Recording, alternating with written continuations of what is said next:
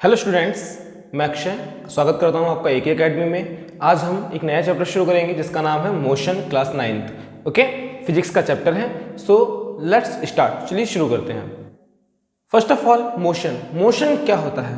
तो motion when an object change its position continuously with respect to stationary object and time. जब कोई object stationery object के लिए, stationery object कौन सा होता है? स्टेशनरी ऑब्जेक्ट वो होता है जो अपनी जगह स्थिर रहता है। जैसे मकान स्टेशनरी है, वो अपनी जगह स्थिर है। पेड़ पौधे अपनी जगह पर स्थिर हैं, वो स्टेशनरी हो गए। इसी तरह से हर वो ऑब्जेक्ट जो अपनी जगह पे स्थिर रहता है, अपनी पोजीशन को चेंज नहीं करता, हम उसे बोलते हैं स्टेशनरी ऑब्जेक्ट। ठीक है ना? तो जब भी कोई दूसरा ऑब्जेक्ट स्टेशनरी ऑब्जेक्ट के अकॉर्डिंग, उसके अनुसार, उसकी रेस्पेक्ट में अपनी पोजीशन को चेंज करता है, तो हम उसको क्या कहते हैं? मोशन। वो ऑब्जेक्ट कैसा क्या कर रहा है? वो ऑब्जेक्ट मोशन कर रहा है। जैसे हम कार में चल रहे हैं या पैदल चल रहे हैं, तो हम चलते जा रहे हैं, लेकिन घर अपनी जगह स्थिर है, पेड़ अपनी जगह स्थिर है, दूसरे ऑब्जेक्ट अपनी जगह स्थिर हैं। तो दूसरे ऑब्जेक्ट के अकॉर्डिंग हमने क्या किया? मोशन किया। हमने क्या किया? मोशन किया। और जब मोशन करेगा तो उसमें टाइम भी यूज होगा। ठीक है ना? तो हम कह सकते हैं कि when an object change its position with respect to stationary object and time. Okay, clear हुआ ना?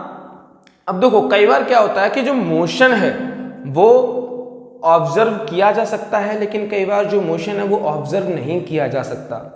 जैसे प्लांट्स की ग्रोथ होती है, आप उसे ऑब्जर्व कर सकते हो? नहीं। हमने देखा इतना बड़ा, फिर थोड़े दिनों बाद इतना बड़ा हो गया, फिर इतना बड़ा हो गया, फिर इतना बड़ा हो गया। क्या आपने उसकी लंबाई को ऑब्जर्व कर पाया? नहीं। क्या आपने उसकी बढ़ती हुई चौड़ाई को ऑब्जर्व कर पाया? नहीं। क्या आपने अपनी खुद की बढ़ती हुई लंबाई को ऑब्जर्व कर पाया? नहीं।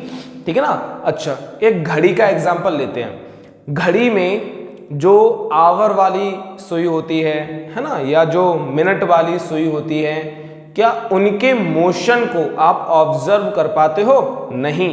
यानी कि कुछ मोशन इतने स्लो होते हैं कि हम उन्हें ऑब्जर्व नहीं कर सकते, और कुछ मोशन इतने फास्ट होते हैं जिसको बहुत इजीली ऑब्जर्व किया जा सकता है। फॉर एग्जांपल, घड़ी में जो सेकंड वाली सुई होती है, टिक टिक टिक करती हुई जो सेकंड वाली सुई होती है, उसके मोशन को हम इजीली ऑब्जर्व कर लेते हैं। ठीक है ना? तो मोशन जो स्लो है उसे ऑब्जर्व नहीं किया जा सकता, लेकिन जो फास्ट मोशन होता है उसे हम इजीली ऑब्जर्व कर सकते हैं। अब देखो बेटे, मोशन को और अच्छी तरह समझने के लिए हमें दो टर्म्स और समझने हैं। कौन कौन से? पहला टर्म है डिस्टेंस और दूसरा टर्म है डिस्प्लेसमेंट। ठीक है ना? दोनों में ही हम पाथ की लेंथ को मेजर करेंगे। ठीक है ना? डिस्टेंस में भी पाथ की जो लेंथ होगी उसको मेजर करेंगे, और डिस्प्लेसमेंट में भी जो पाथ की लेंथ होगी हम उसे ही मेजर करेंगे। फिर क्या डिफरेंस है देख लेते हैं। डिस्टेंस क्या है? Actual length of path. समझना क्या? Actual length of path covered by object. Actual length of path covered by object irrespective of the direction. ध्यान रखना, क्या लिखा? Irrespective of the direction. यानी कि डिस्टेंस में कोई ऑब्जेक्ट मोशन करेगा, ठीक है ना, लेकिन उसे डायरेक्शन से कोई मतलब नहीं होगा। वो एक्चुअल पाथ तो कवर करेगा, लेकिन उसे वास्तव में डायरेक्शन से कोई मतलब नहीं होगा। एग्जाम्पल के लिए, कोई ऑब्जेक्ट ए पॉइंट से चलना शुरू करता है। अब वो ए पॉइंट से बी पॉइंट तक गया, ठीक है ना, बी पॉइंट से सी पॉइंट तक आया, सी से वो डी तक गया। ठीक है ना? मान लो यहां वो 5 किलोमीटर चला। How many? 5 किलोमीटर। यहां वो चला 4 किलोमीटर, यहां वो अगेन चल गया 5 किलोमीटर। ठीक है ना? तो वो किस डायरेक्शन में कितना चला कोई मतलब नहीं है। किससे मतलब है? उसने वास्तव में कितना रास्ता तय किया, उसने कितना लेंथ कवर किया, वो हमारा डिस्टेंस होगा। ठीक है ना, उसने 5 kilometre plus 4 kilometre plus 5 kilometre total 14 kilometre distance cover किया। ठीक है ना, उसने टोटल कितनी लेंथ कवर की, उसने टोटल इस पाथ की, इस रास्ते की 14 किलोमीटर लेंथ कवर की, और यही 14 किलोमीटर क्या होगा बेटा, इसका होगा डिस्टेंस। यही 14 किलोमीटर क्या होगा, इसका डिस्टेंस होगा। ठीक है ना। अच्छा, यहां पे एक चीज और मैं आपके साथ डिस्कस करना चाहता हूं। जैसे मैं ए पॉइंट से चलना शुरू किया हूं, समझिएगा, मैं ए पॉइंट से चलना शुरू किया हूं, तो ये ए पॉइंट कहलाएगा मेरा इनिशियल पोजीशन। क्या, इनिशियल, ध्यान दीजिएगा, ये ए पॉइंट क्या होगा मेरा, इनिशियल। अब ए के बाद मैं लगातार चलता जा रहा हूं, और चलते चलते मैं जहां पे रुकूंगा, फाइनली जहां पे रुकने वाला हूं, वो होगा मेरा फाइनल पोजीशन। क्या, वो होगी मेरी फाइनल पोजीशन। ठीक है ना, मैं अगर ए पॉइंट से चलना शुरू कर रहा हूं तो ए पॉइंट हो जाएगा मेरा इनिशियल पोजीशन, और अगर मैं डी पॉइंट पे रुक रहा हूं तो डी पॉइंट हो जाएगा मेरा फाइनल पोजीशन। अगर मैं बी पॉइंट पे रुक रहा हूं तो बी पॉइंट हो जाएगा फाइनल पोजीशन। अगर सी पे रुकूंगा तो सी हो जाएगा मेरा फाइनल पोजीशन। ठीक है ना, इनिशियल पोजीशन को हम लोग कैपिटल यू से डिनोट करते हैं, और फाइनल पोजीशन को हम कैपिटल वी से डिनोट करते हैं। ठीक है ना, इनिशियल पोजीशन को हम लोग कैपिटल यू से डिनोट करेंगे, और फाइनल पोजीशन को हम लोग कैपिटल वी से डिनोट करेंगे। आई होप आपको समझ में आया हो। ओके, ये समझ में आ गई ना डिस्टेंस के बारे में। आपने एक्चुअल में किसी भी डायरेक्शन में पाथ की जो लेंथ कवर किया है, ठीक है ना, पाथ की जो लेंथ कवर की है वही आपका एक्चुअल डिस्टेंस होगा। अब देखते हैं डिस्प्लेसमेंट के बारे में। क्या, डिस्प्लेसमेंट क्या है, देखो बेटा, अभी मैंने 2 पॉइंट लिए, जैसे समझना, मैंने ए पॉइंट से चलना शुरू किया, मैं बी पॉइंट तक गया, मैं बी पॉइंट से चल के आया सी पॉइंट तक। ठीक है ना, यहां मैंने 5 किलोमीटर कवर किया, यहां मैंने 4 किलोमीटर कवर किया। अब जरा देखिए बेटे ध्यान से, ये मेरा इनिशियल पोजीशन और ये मेरा फाइनल पोजीशन। ठीक है ना, तो डिस्प्लेसमेंट क्या है, अब ये डिस्टेंस नहीं है, ये डिस्प्लेसमेंट है, यानी कि शॉर्टेस्ट डिस्टेंस बिटवीन, या shortest length of path between initial position and final position. द्वारा देखिए, shortest length of path between initial position and final position is called displacement. फिर इन shortest length of path between initial position and final position is called displacement. या किसी भी, ठीक है ना, जब इनिशियल और फाइनल पोजीशन के बीच का जो सबसे छोटा रास्ता होगा, जो शॉर्टेस्ट डिस्टेंस होगा, हम उसको बोलेंगे डिस्प्लेसमेंट। ठीक है ना, या ऐसा भी, जैसे ये हमारा हो गया, ये है हमारा डिस्प्लेसमेंट ए से लेके सी तक, जो कुछ भी हो सकता है, 6 किलोमीटर या जो भी हो। ठीक है ना, क्लियर हो गई ना बात, आई होप समझ में आया आपको। ठीक है ना, अब ध्यान दीजिएगा, या ऐसा भी कह सकते हो एक्चुअल पाथ, ठीक है ना, या actual length of path covered in a particular direction. अब ए पॉइंट की डायरेक्शन देखिए, ए पॉइंट से मैंने इधर इस डायरेक्शन में मेजर नहीं किया, मैंने ठीक उसी डायरेक्शन में मेजरमेंट किया है जिस डायरेक्शन में हम पहुंचे हैं। हमारी जो फाइनल पोजीशन की डायरेक्शन है, हम केवल वही मेजरमेंट करेंगे, तो कह सकते हैं actual length of path in a particular direction. किसी भी पर्टिकुलर डायरेक्शन में जो एक्चुअल लेंथ ऑफ पाथ होगी उसे भी हम डिस्प्लेसमेंट कह सकते हैं। क्लियर हुआ। अब देखते हैं बेटा डिफरेंस थोड़ा सा। जो स्पीड है हमारी, स्पीड हमारी स्केलर क्वांटिटी है। कैसी है? स्केलर क्वांटिटी, क्योंकि इसके पास सिर्फ और सिर्फ मैग्नीट्यूड होता है, सिर्फ और सिर्फ मेजरमेंट होता है।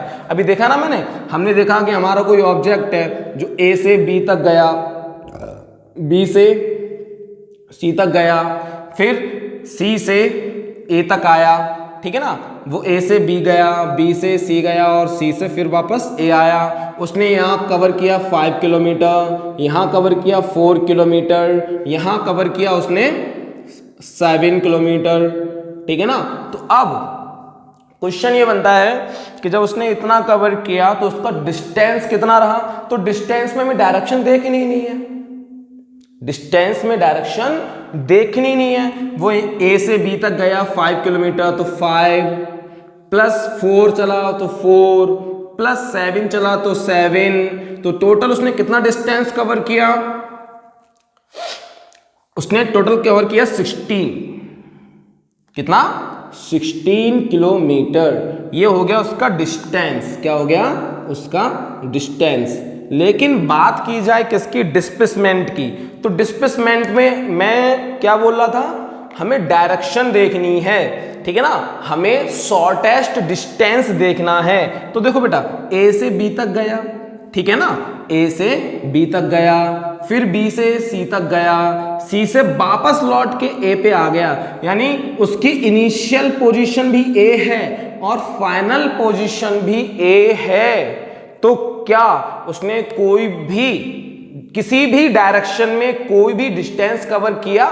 नहीं, ठीक है ना, किसी भी डायरेक्शन में उसने कोई डिस्टेंस कवर नहीं किया, इसलिए उसका जो डिस्प्लेसमेंट होगा वो होगा 0, ठीक है ना।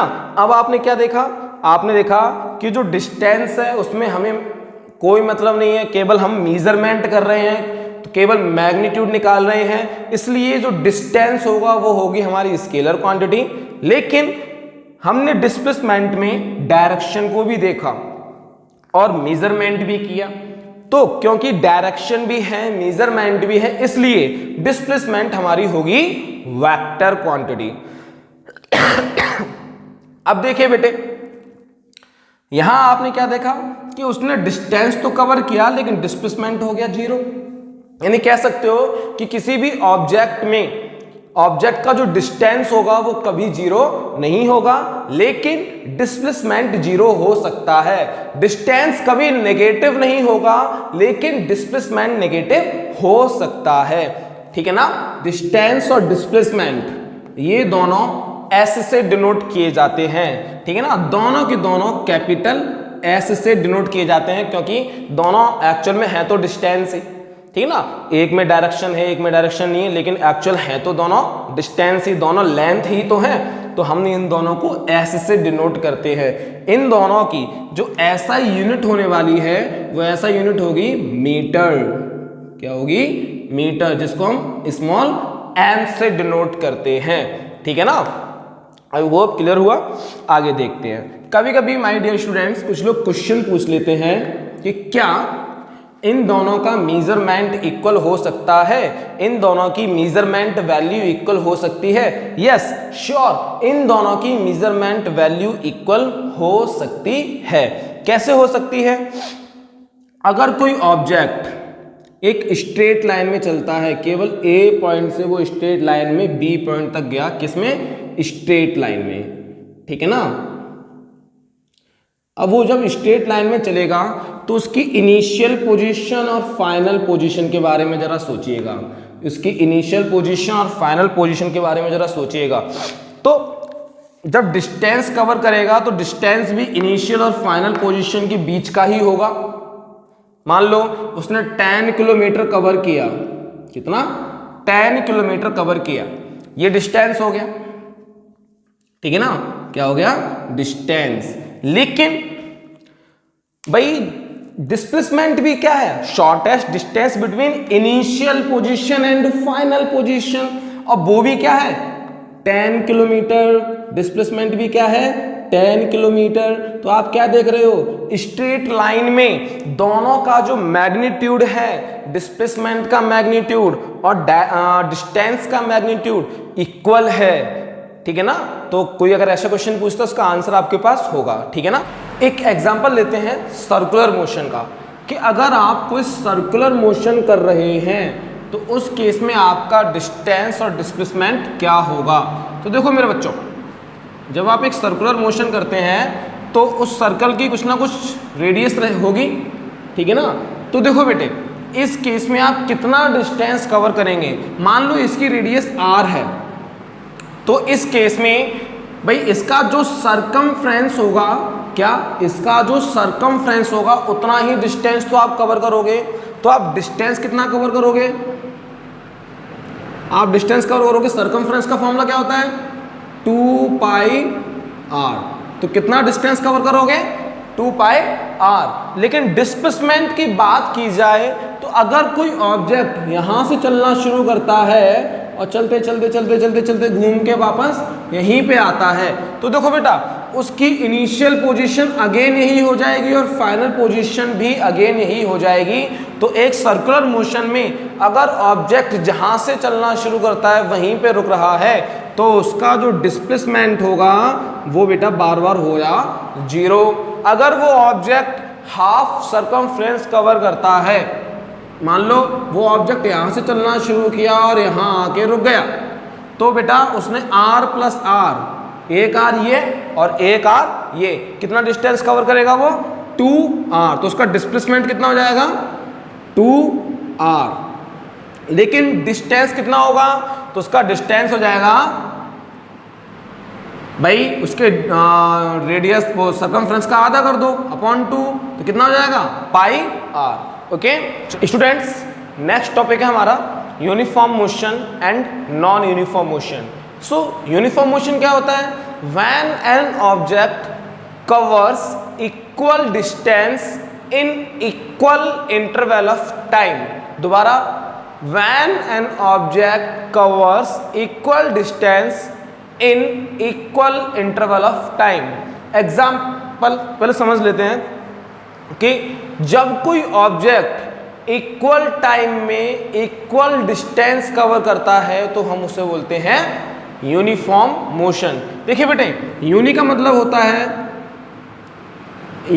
होता है सेम, और फॉर्म का मतलब पोजीशन, यानी कि जब कोई ऑब्जेक्ट एक ही पोजीशन में एक लंबे समय तक रहता है तो हम कहते हैं it is in uniform motion. जैसे एग्जांपल में मैं बार बार चल रहा हूं, मैं ए से बी तक गया, बी से सी तक गया, सी से डी तक गया, ठीक है ना।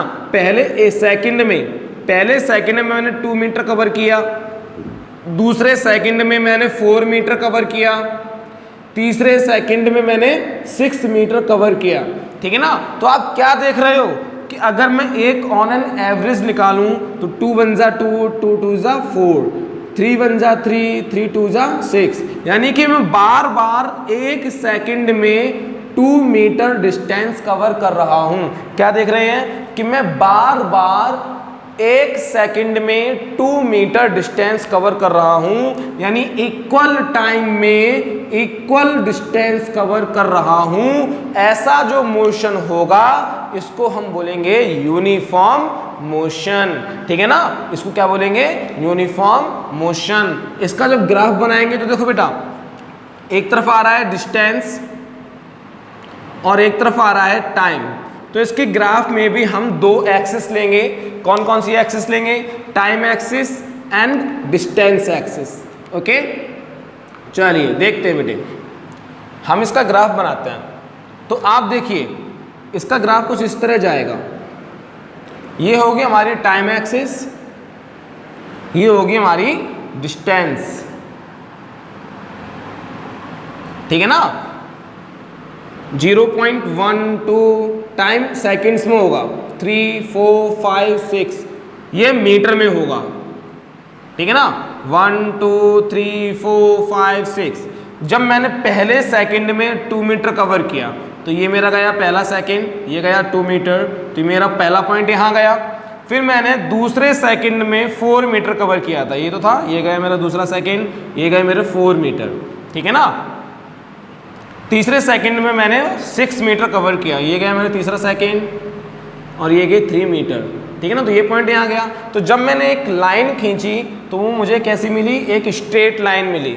एक मिनट अगेन, वो जो लाइन मिली वो कैसी मिली बेटा, मुझे एक स्ट्रेट लाइन मिली। यानी कह सकते हैं कि जब हम लोग यूनिफॉर्म मोशन करते हैं तो यूनिफॉर्म मोशन में हमारा जो ग्राफ जाता है वो स्ट्रेट जाता है, ठीक है ना। यूनिफॉर्म मोशन में जो ग्राफ जाता है वो ग्राफ हमेशा स्ट्रेट जाता है, ठीक है। इसी के अपोजिट होता है हमारा non uniform motion. Non uniform motion क्या है, when an object covers unequal distance in equal interval of time. दोबारा समझिए, when an object covers unequal distance in equal interval of time.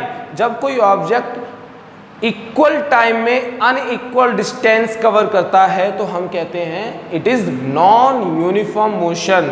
For example, जब मैं ए से बी तक गया तो मैंने 1 सेकंड में 2 मीटर कवर किया, ठीक है ना। फिर जब मैं बी से सी तक गया तो मैंने 1.5 मीटर कवर किया दूसरे सेकंड में। फिर मैंने सी से डी तक जब गया, ठीक है ना, तो मैंने कवर किया 3 मीटर तीसरे सेकंड में। तो देखो बेटा, पहले सेकंड में मैंने 2 मीटर कवर कर लिया, दूसरे सेकंड में मैंने 1.5 मीटर ही कवर कर पाया और तीसरे सेकंड में 3 मीटर कवर कर पाया, यानी कुल मिला के 1 ही मीटर चला। तो आप क्या देख रहे हो कि मैं बार बार अलग अलग टाइम में अलग अलग डिस्टेंस कवर कर रहा हूं, तो ये हमारा कहलाएगा नॉन यूनिफॉर्म मोशन। अब इसका ग्राफ कैसा जाता है वो ग्राफ देख लेते हैं। तो देखो अगेन, ये हमारा ये टाइम सेकंड्स में, ये हमारा डिस्टेंस मीटर में, ये 0 1 2 3 4 5 1 2 3 4 5, ओके। अब देखो, तो पहले सेकंड में मैंने 1 मीटर कवर किया तो ये चला आया, दूसरे सेकंड में मैंने 3 मीटर कवर किया तो यहाँ चला आया, सॉरी यहाँ चला आया, ठीक है ना। और तीसरे सेकंड में मैंने केवल 4 मीटर कवर किया तो तीसरे सेकंड में कुछ ग्राफ यहाँ चला आया, ठीक है ना। तो मैं इसका ग्राफ बनाऊंगा तो वो कुछ इस तरह जाएगा, यानी कर्व मुझे मिलेगा। क्या मिलेगा, एक कर्व मुझे दिखाई देगा। तो नॉन यूनिफॉर्म मोशन में आपको जो ग्राफ मिलेगा वो कैसा मिलेगा, कर्व ग्राफ मिलेगा। Okay my dear students, I hope आपको समझ में आया हो। अगर समझ में आया हो तो इसका रिवीजन कीजिएगा, बुक से पढ़िएगा और इसके आगे का हम पढ़ेंगे नेक्स्ट वीडियो में। तब तक के लिए बाय बाय।